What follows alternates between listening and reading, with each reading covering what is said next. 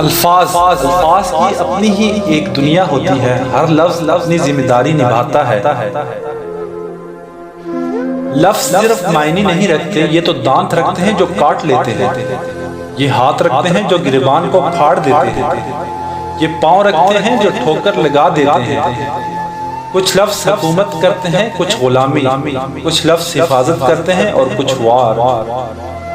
हर लफ्ज का अपना एक मुकम्मल वजूद होता है।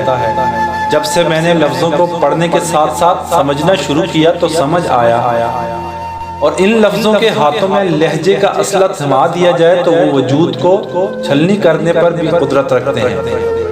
अपने लफ्जों के बारे में मोहतात हो जाओ। उन्हें अदा करने से पहले सोच लो कि ये किसी के वजूद को समेटेंगे या बिखेर देंगे। ये तुम्हारी अदायगी के गुलाम हैं और तुम इनके बादशाह। और बादशाह अपनी रियाया का जिम्मेदार होता है और अपने से बड़े बादशाह को जवाबदेह भी।